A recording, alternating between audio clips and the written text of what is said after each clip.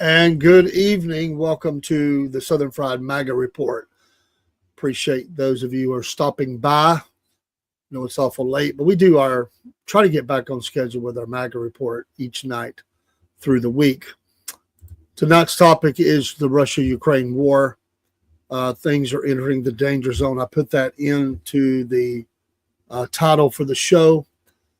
This has took a serious turn. It's been escalating some over the last 3 weeks or so, or maybe a little more than that, especially over the last 2 weeks. A real escalation, and tonight there is news it's going to escalate even more.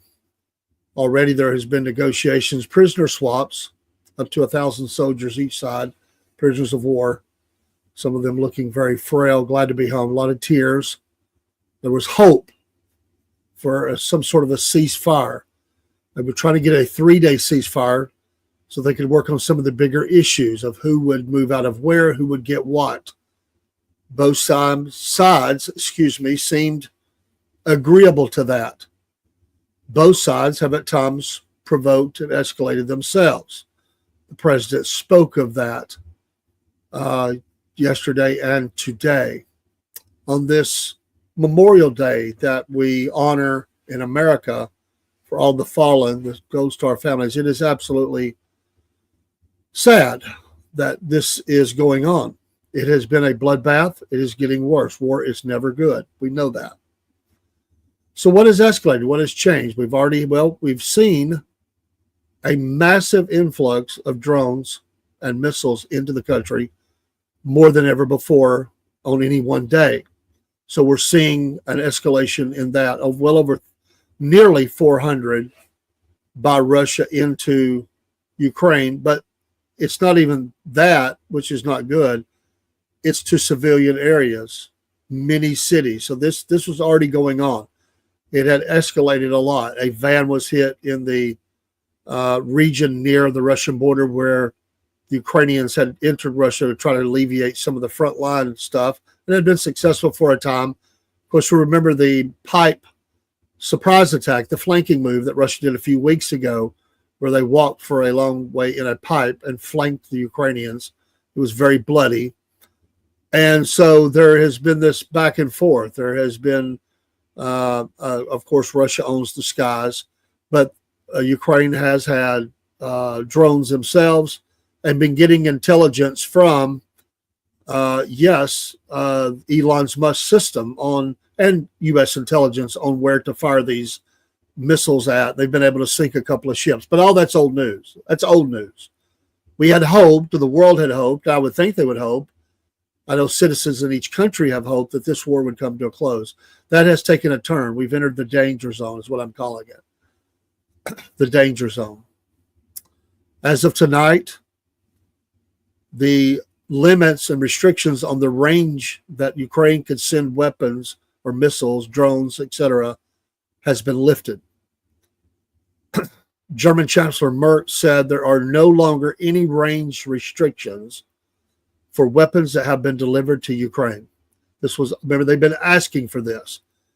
They wanted to hit Moscow. I mean, there was that one attack that did some damage there, might have been some injuries way back at the beginning of the war, if you remember that.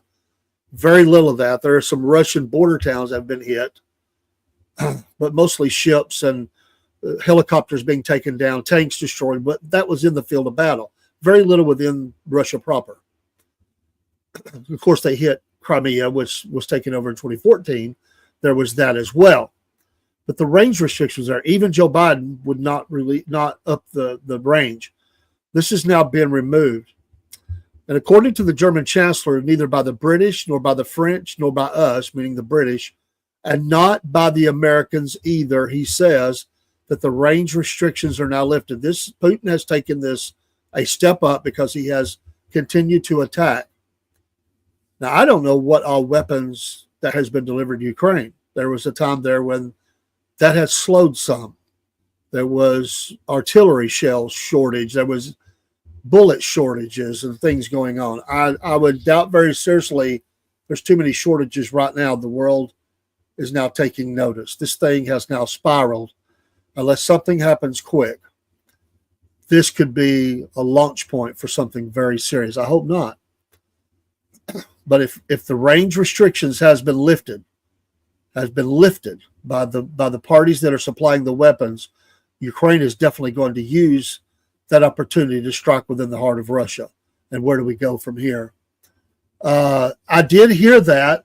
Thank you, Redneck. I love the name Redneck Rambler, by the way, on the Podbean sign. Any thoughts on the reports of Putin's helicopter getting drone? And yes, and thank you for bringing that up. I was so struck by this news that I've heard tonight. The Russians admit this. Now, my gosh, who knows? They could be using it as an excuse. I want to hear a little more about that from the Ukrainian side. But apparently he had went to that Kursk region where the Ukrainians had made an incursion into Russia, and Russia had taken over 3 more villages. They've been trying to push the Ukrainians out.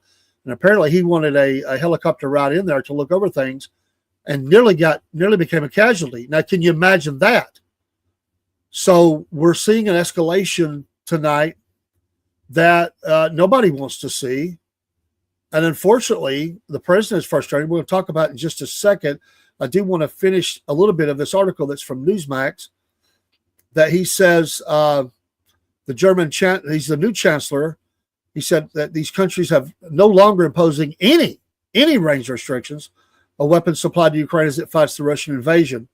Frederick Merz has plunged into diplomatic efforts to try to secure a ceasefire and keep Western support for Ukrainian attack since becoming Germany's leader nearly 3 weeks ago. On Monday, he said that there were no longer any range restrictions for weapons that have been delivered to Ukraine, as I mentioned, not by the British, the French, the Germans, or the Americans. This means Ukraine can also defend itself by, for example, attacking military positions in Russia. This is pretty huge. Merz said at a forum organized by WDR Public Television, until a while ago, it couldn't, quote, it can now, end quote. Dangerous words. I'm not saying, I get it, I understand, but that's why I say we've entered the danger zone. He said, quote, we call this long-range fire in jargon. Also supplying Ukraine with weapons that attack military targets in the hinterland, he added. He didn't elaborate, and it wasn't clear whether he was referring to the easing of restrictions on longer-range weapons last year. Commenting on Merz's statements, Kremlin spokesman Dmitry Peskov said that the decision to lift range restrictions would be, quote, quite dangerous, end quote, and, quote, run contrary to our efforts to reach a political settlement, end quote. Well, they haven't been trying to reach no political settlement. They've been upping the ante. They've been escalating this war. It is believed, some have said, that Putin now believes he can have total victory in Ukraine. This move, it's not Ukraine is not a NATO nation. Ukraine is not they've wanted to be members. Remember, they were trying to fast track them in. I thought it was a mistake. Don't fast track them in. But that's what he was trying to get. There was enough nations that said, no, that's not going to happen. There were some that wanted them in. The British have been one of those nations that have been itching for war or something. They continued to push the buttons. And remember, they attacked President Trump on his idea of trying to, close this thing down. He was putting pressure on Zelensky. Zelensky finally agreed. He said that he had stopped shipment of weapons at one point. And they basically said, well, the Americans are out. We'll take over now. We'll be the leaders in the world. I'm paraphrasing what he said, but that's basically what these generals were saying, these defense leaders in these nations. Basically, we will now lead the world. Well, that was kind of a joke anyway. It wasn't going to happen. But could we be sitting on a potential conflict with Russia that extends beyond Ukraine? And there are fears within surrounding NATO nations, Poland, Lithuania, others, that Russia may have their eyes on them. Is Putin went mad? Well, the president spoke on that. We're going to get to that in a minute. Germany has been the second biggest supplier of military aid to Ukraine after the United States. Merz's government has been tight-lipped on whether it will supply Taurus long-range cruise missiles, something his predecessor, Olaf Scholz, refused to do, and Merz advocated for as opposition leader. The government has said it will no longer provide full details of the weapons it will be supplying to Ukraine. Unlike Scholz's administration citing the need for strategic ambiguity, Taurus missiles have a range of up to 310 miles. So this was the lead story tonight. This war is escalating. Another related story to that they have there tonight. Yes, nor should it be from previous agreements. Thank you for liking the show. Appreciate that on the Podbean side and others that are in here tonight. Serious business tonight on Memorial Day. So Robert Wilkie to Newsmax, quote, Putin taking the war to civilians. He has been. He's been hitting all over the countries. At least 30 cities have been targeted. He's the former Secretary of Veteran Affairs. He told Newsmax on Monday that Russian President Vladimir Putin is taking the war in Ukraine to civilians and warned that he cannot be stopped without overwhelming force, quote, end quote, overwhelming force. President Donald Trump on Sunday issued a social media statement condemning Russian President Vladimir Putin over recent Russian airstrikes against Ukraine that killed at least a dozen people. Later on Sunday, Russia launched the largest assault with drones and missiles against Ukraine since the invasion began, using more than 350 explosive drones and at least 9 cruise missiles in an overnight attack. Wilkie said on Newsmax's Wake Up America that the ongoing attack is following an ancient Russian pattern. Whenever they get involved in conflict, they target civilians. They do this battering ram top of fighting anyway. They just obliterate cities into dust. They take away places for civilians to even live. He says Putin's army is exhausted on the battlefield. He's lost between 200 and 300,000 dead, 900,000 total casualties. So now he's taking the war to civilians. By the way, they were putting the injured back in the line of battle. We covered that a few weeks ago. People on crutches, my God, they were sending them in. Well, they've been making deals with North Korea, and they've been sending thousands of troops, and the North Koreans have been getting lit up, and many of them have died. Remember the stories about fingerprints and faces being burned off, all this crazy stuff? North Korea's had to resupply some of those troops, and we covered the story with the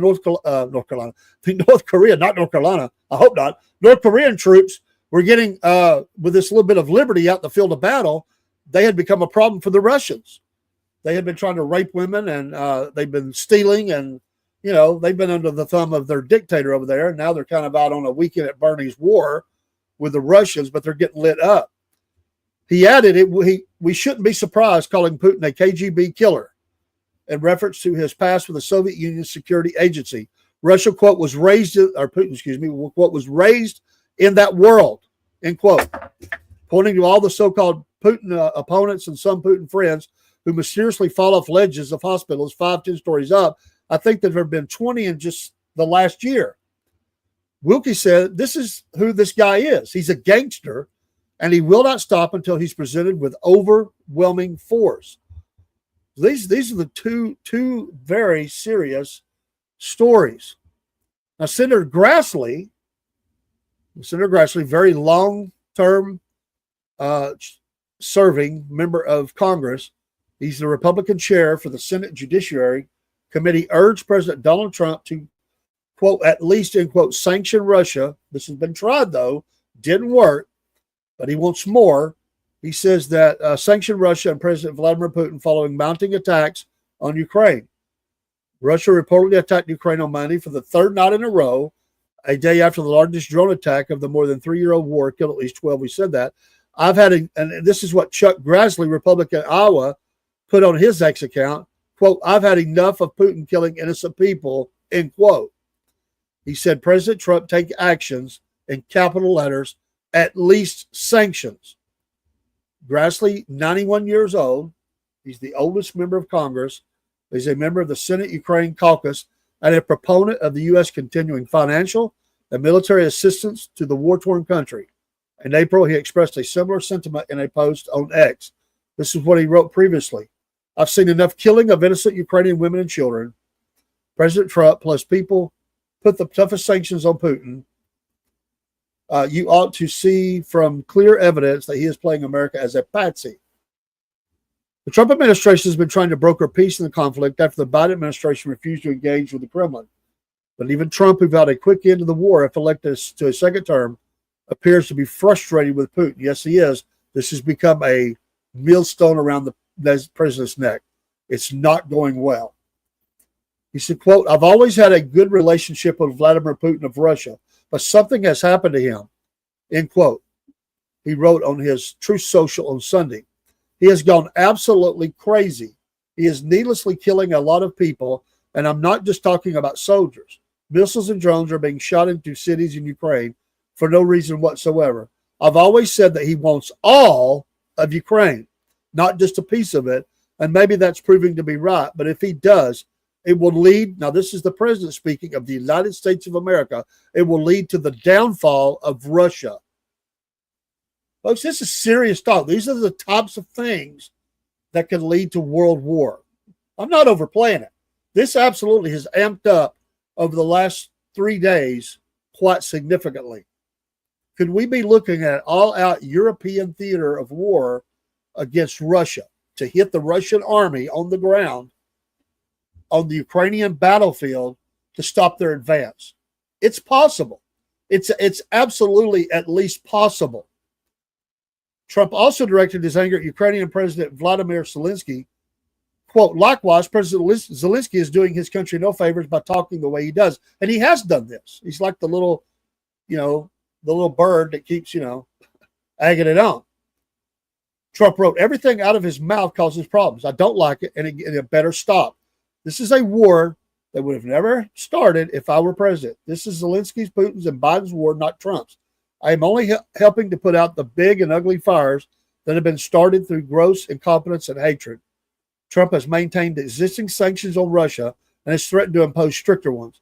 Senate Republicans reportedly are warning Russia that they're prepared to pass punishing sanctions if Putin refuses to engage in ceasefire negotiations with Ukraine or breaches an eventual agreement. They have been resistant, the Trump administration has, to new sanctions, arguing that new economic penalties risk pushing Russia away from talks. The president's belief is right now, if you start threatening sanctions, the Russians will stop talking. Secretary of State Marco Rubio said May 20th at a Senate Foreign Relations Committee hearing. And there's value in us being able to talk to them and drive them to the table. Well, it's not working. And I don't really honestly believe that further sanctions would do anything either. He's got all he needs on the black market. He's got North Korea, he's got China. There are other nations that will deal with him. He's actually made money. Now he has caught. There's a huge loss here in manpower. There's been a huge loss in his tanks. He has suffered a lot of vehicle losses in this war. They have depleted a lot of their resources, and that's why the Iranians are having to make the drones. Russia is not able to keep up with the demand since they keep firing them in there. Let's move along. Russia's comments back to President Trump. The Kremlin on Monday responded to President Donald Trump's criticism of Russian President Vladimir Putin the day before with the assertion that Trump is suffering from, quote, emotional overload, end quote. Trump took to Truth Social on Sunday night to say that Putin has gone, as we said, gone completely crazy in the midst of these 3 days of war. Russia has launched around 900 drones at Ukraine, a record number during the 3-year war. And the quote we had already read, the Russians say, quote, we are really grateful to the Americans and President Trump personally for their assistance in organizing and launching this negotiation process. Oh, what a bunch of hogwash. Kremlin spokesman Dmitry Peskov. By the way, Dmitry, if this is the same Dmitry, he's the one bragging about getting his education in America at 2 major universities. This is also the one that spouts off things about America. That's another one of our fails in educating people that go back home. He said in response to Trump's post, according to Reuters, quote, this is a very crucial moment, which is associated, of course, with the emotional overload of everyone, absolutely, and with emotional reactions. Earlier Sunday, Trump told reporters in Morristown, New Jersey, that he wasn't happy with Putin. I don't know what's wrong with him. What the hell happened to him, right? He's killing a lot of people. Trump had been trying to get both sides to agree to a ceasefire in the war, and he spoke with Putin for more than 2 hours last week. Those talks supposedly went well. Well, that's not going well now. So, one more story here, then we'll kind of let's sort of unpack a little bit of this. Retired Air Force Brigadier General Blaine Holt warned Monday on Newsmax that the Russia-Ukraine conflict is entering a more dangerous phase, saying recent developments show the world that the conflict is now, quote, this is why I said this is tonight, entering the danger zone. I'd even read this article. He said, quote, on an escalation path, end quote. He said Monday, this being Holt, Blaine's former retired Air Force Brigadier General Blaine Holt. We've seen him many times on TV. He said Monday, the Russia-Ukraine conflict is intensifying, citing recent military actions and warning that the situation is moving toward broader confrontation on, quote, American agenda, end quote. Holt reacted to former President Donald Trump's Sunday statement calling Russian President Vladimir Putin crazy after Russia launched these drone and missile barrage. He said, so at the end of the presser, the more alarming thing happened. This is the retired Brigadier General speaking here. Holt said, referring to the press conference on the matter involving Trump. They asked him, did you know that Ukraine had tried to hit the Putin helicopter on its way? This is what you spoke about, my friend, the Redneck Rambler. Love that name, by the way. Absolutely love that name. You are Southern fried, top names. We need to start that, but love these names. I always pay attention to names. I love that. Anyway, they asked him, did you know that Ukraine had tried to hit the Putin helicopter on its way to Kursk with 1,100 drones? Now, I haven't heard that. And the president said, I don't know anything about that. Well, that's a foul, Holt added. Somebody on the National Security Council or his chief of staff needs to open up and talk about why the president didn't understand that, because the president is working so hard to broker some sort of peace agreement between the two. Holt also pointed to escalating military support from Western countries as a new and dangerous element in the conflict. Next, foul, opening up weapons, no restrictions, he continued. Putin just said, I already know that you can't deliver those weapons without Western targeting, Western satellites.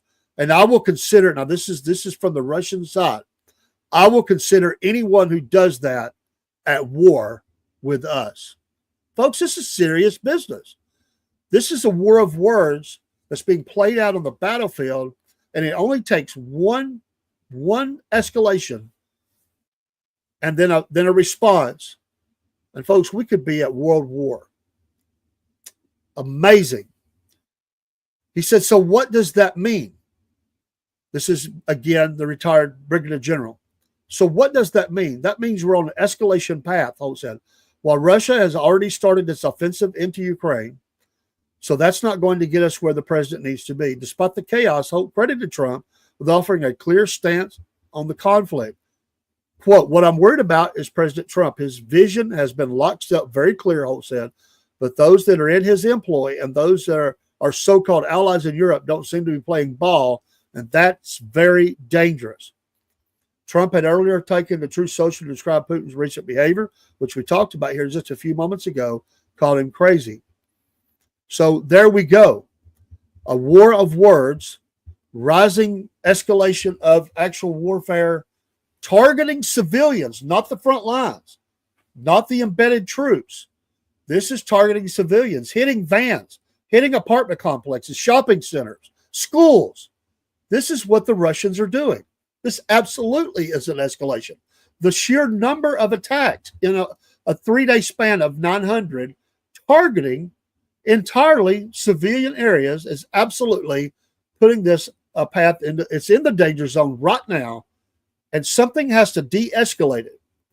And right now, the person that can de-escalate it is the Russian president, and he doesn't seem like he wants to do that. Meanwhile, just as the retired Brigadier General had said, there is words coming out of Germany, France, and Britain, and he's including the Americans, saying there are no range restrictions. So who's supplying those weapons? Well, Russia knows we are. We being the Europeans and the Americans. And he just said, if they hit us with those things, then we consider us to be at war with those who sent them. That's where we are. I remember my mom. I was not born yet. My dad had just came out of the Army. He'd only been out a little bit. He was still eligible for recall. They had been married only a short 3 year or 2 years at that point, I think. I was not born in for, I think, 1 year. I was not born for another 2. But the Cuban Missile Crisis, of all the things that my mother lived through, all the wars, she was a little kid born during World War II, but all the things that happened, all the internal strife within our nation, all the things that she had seen. My mom told me that was the scariest she had ever been in her life. And she really believed in her heart we were going to go to war and that her husband was going to get called back up in to fight it. And she said, just like many Americans, she was sitting on pins and needles, as we say, and so scared that the United States was going to war. This is the kind of thing, this is the thing that can happen. Now, we hope most likely there will be a de-escalation of some kind. But what I'm saying tonight is that anything is on the table. You have a superpower, a nuclear superpower who hates, absolutely hates Ukraine. He hates Zelensky. He has went on record. Remember Tucker Carlson's big visit to Russia? What did he sit and talk about that whole time? The restoration of the motherland. Going back in history, giving him a history lesson, according to Putin, the former KGB member, a history lesson on where this was, where it's been, and where they're at. And he showed no signs of backing off. The Russians are a hard animal to figure sometimes. This is like that song. You got to know when to hold them. You got to know when to fold them. President Trump, he's a pretty good, astute person of discerning his people that he is negotiating with. But I will tell you this, we need to pray for the man right now, because I think that also who's gone crazy is the Europeans, the Russians, and the French. This was not the move. This escalation was not needed. It's a provocation. Again, there are other things we can do, but letting Zelensky, who has been begging for this, to take those restrictions off so he can hit. Oh, he's not just talking about hitting military targets, which I'm sure that's what they would say. What if he hits some civilian areas? The gloves would fully come off. And maybe, just maybe, this is what Putin is hoping for. Maybe he figured, if I could hit them enough, they strike back, then I can say, well, listen, look what they've done. Not even worried about what he has done. I don't know. I really thought, I got to be honest, I didn't think it'd be easy. I didn't think it'd be in one day.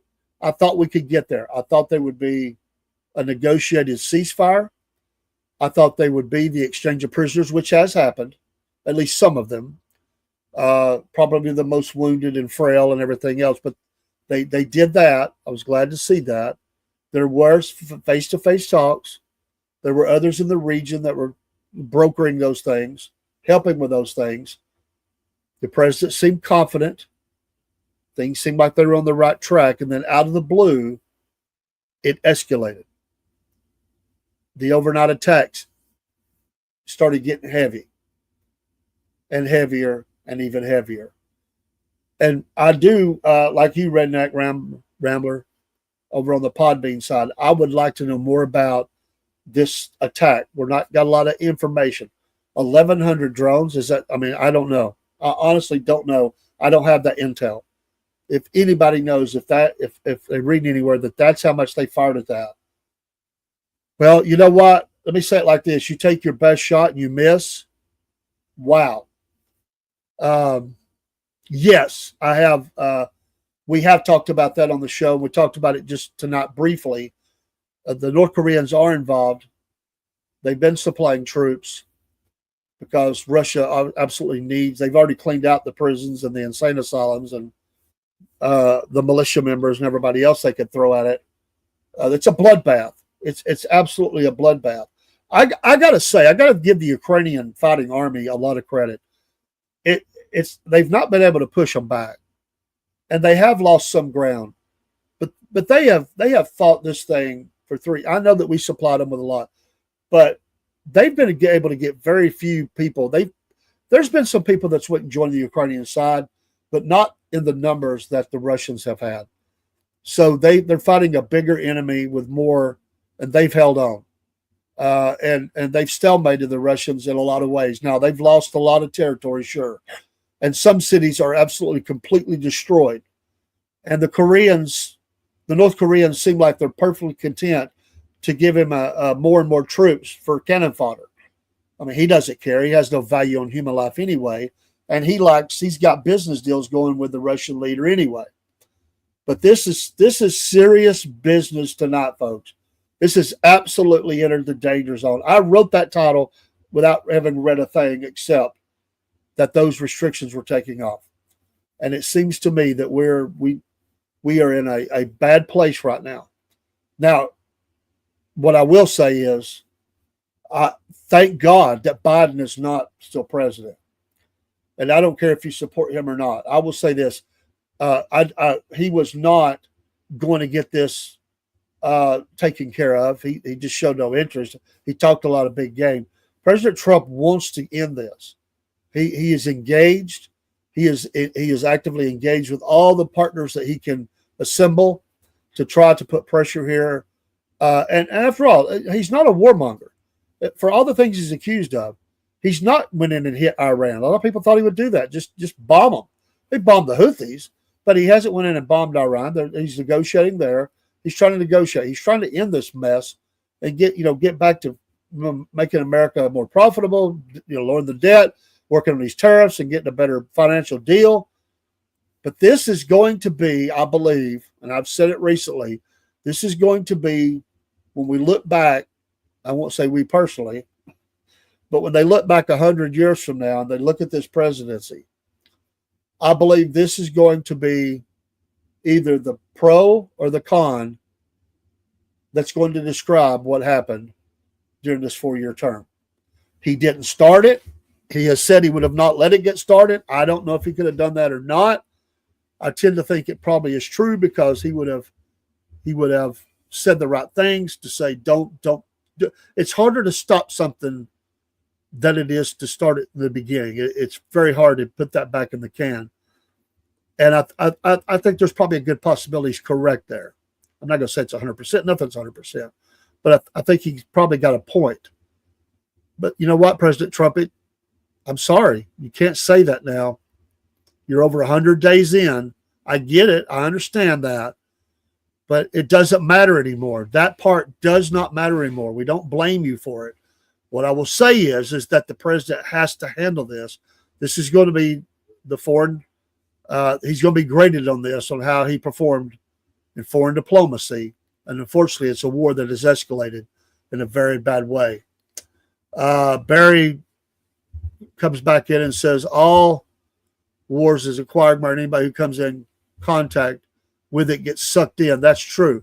And I know he's trying that's a great statement, Barry. I know he's trying very hard not to do that. But we're supplying weapons. We're one of those that's doing that. I got to be honest with you. I'm a little shocked that this German, and there's no love lost, honestly, between us and them. We're not a big fan of this guy anyway.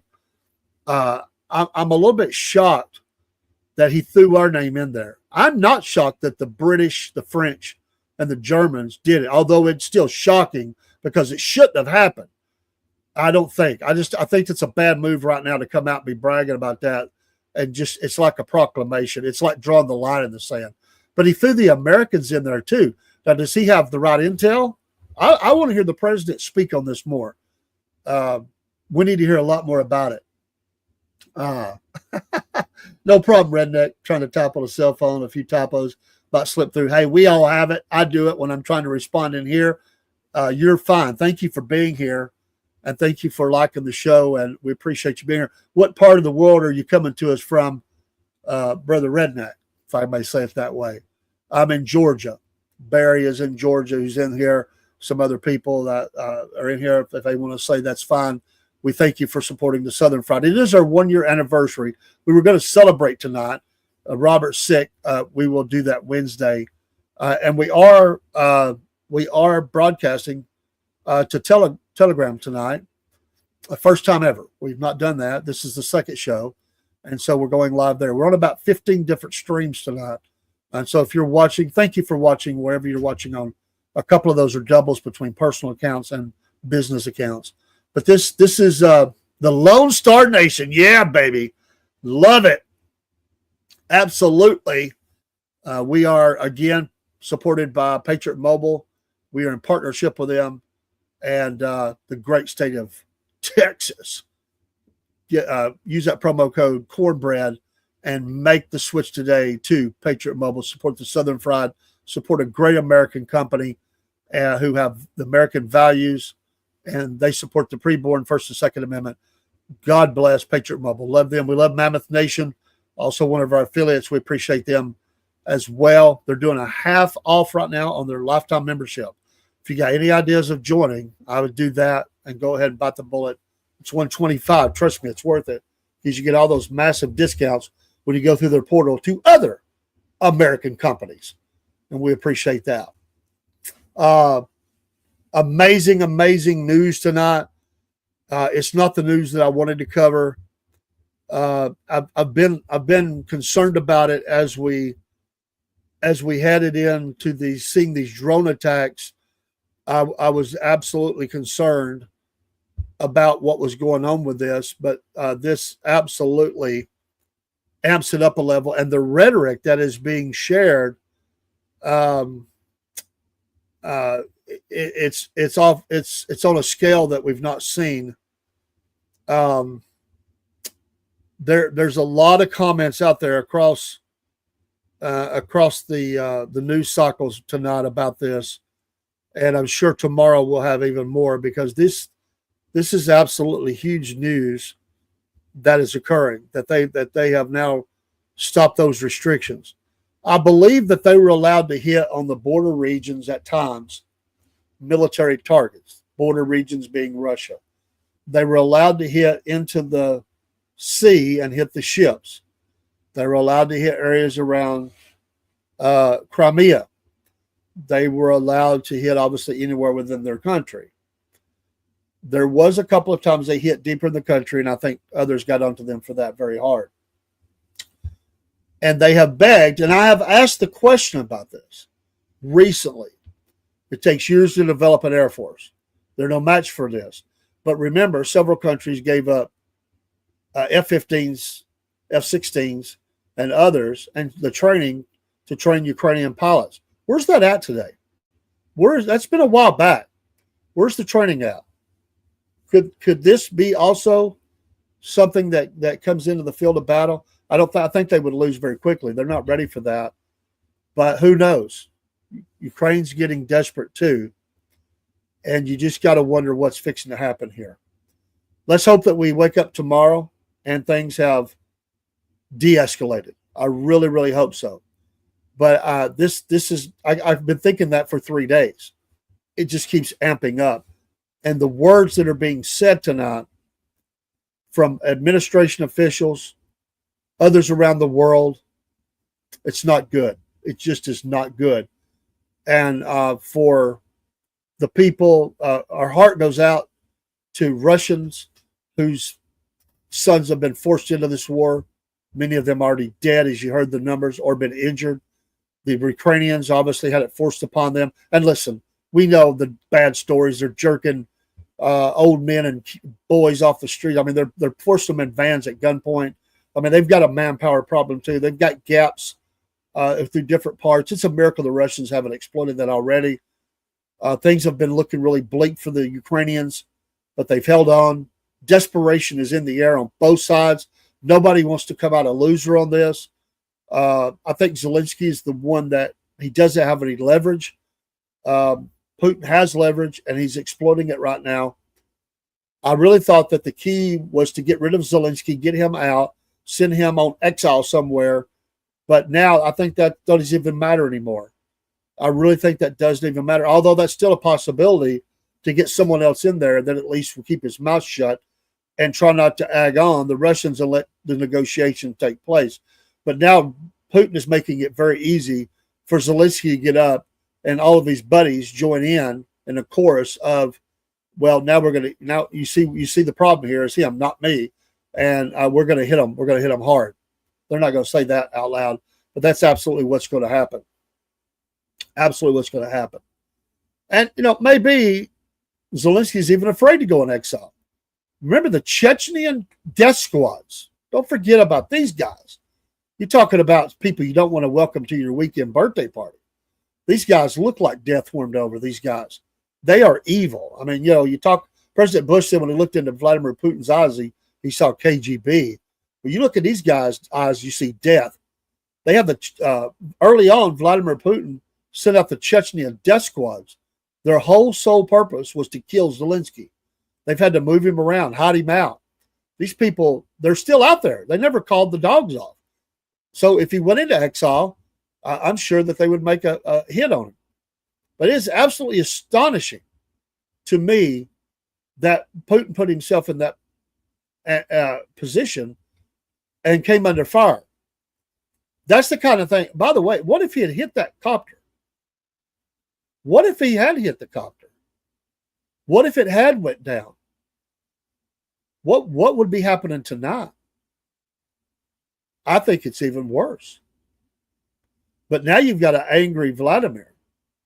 And I'm interested to see what the news will be through tonight and into tomorrow. Now they're ahead of us. And what's happening with that? But now you've got a crazy leader who's been amping up this battle. And if he truly did almost get hit by drones in the helicopter, what hell is fixing to be unleashed on the Ukrainians? And what's going to be said out of Germany and France and Britain? What's going to be said out of Poland, Lithuania, and these other nations? What's going to happen with that? Crazy.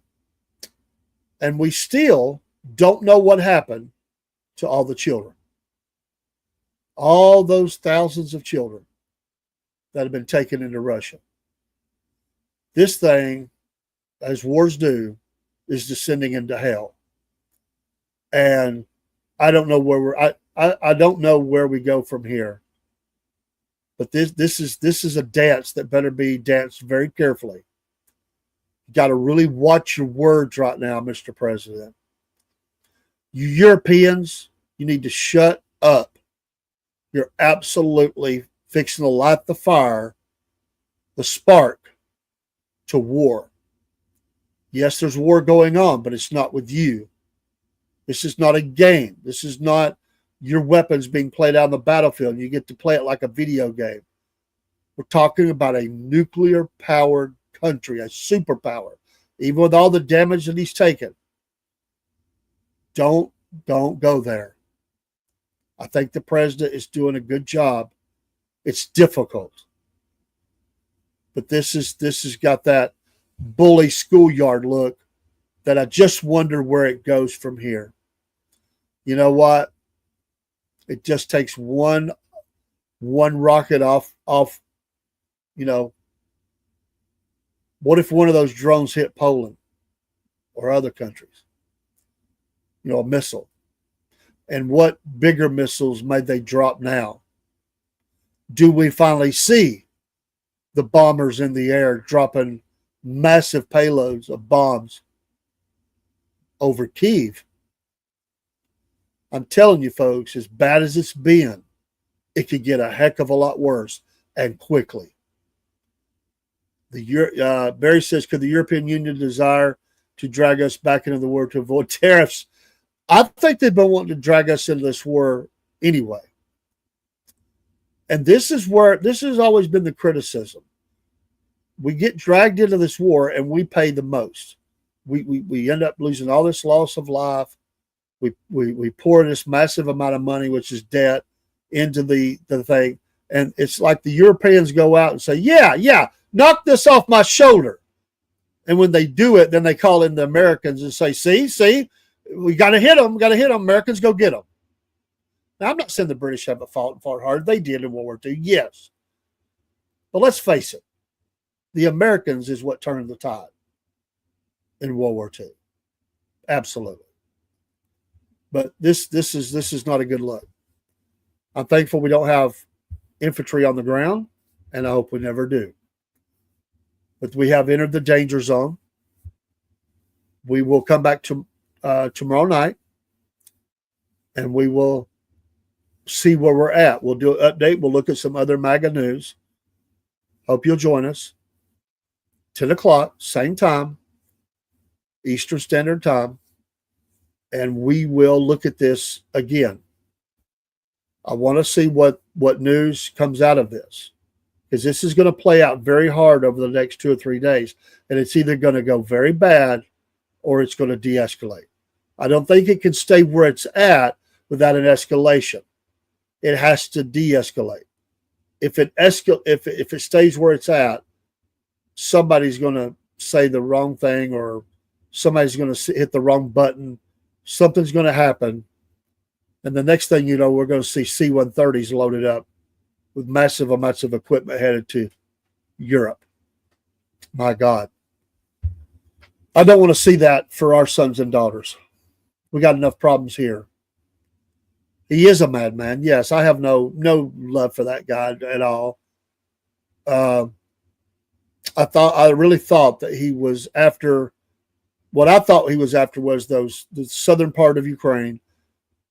He could come from Russian territory without having to cross the sea and come down to Crimea and other areas and set up new city, which is bad. It's horrible. I really thought that's what he's after. But I do believe now that he thinks he can win complete victory in Ukraine. And even the president is, I mean, here I am trying to grasp at it, trying to figure out what his game is. The president of the United States is doing the same thing, and other military leaders and people across the world. So it's not an easy thing to figure right now. The Kremlin is very tight-lipped. I mean, my God, he sent his office staff back to using pencil and paper some time ago because he was afraid of people getting a hold of their communications. They're very tight. They're very quiet. The Russians have always been just a little different, right, in the way they do things. So I don't know. God bless every one of you. Thank you for being in here. We're going to stop right there. We don't ever go. It's always intended to be no more than an hour show. We're going to come in just under that, because if I go into another story, I'll go over. So we're going to close it. We'll be back tomorrow night for another MAGA report. I'm Dave in the AM with the Southern Fried Podcast, coming to you across many social streams. We thank you for your support. Let's gather back. Challenge me. Get some intel. See what you find, and come and let's present some of that tomorrow night. And we hope you have a great Tuesday. Get a good night of rest. And let's pray for this situation to get better. God bless everybody. Salute. We'll see you tomorrow night.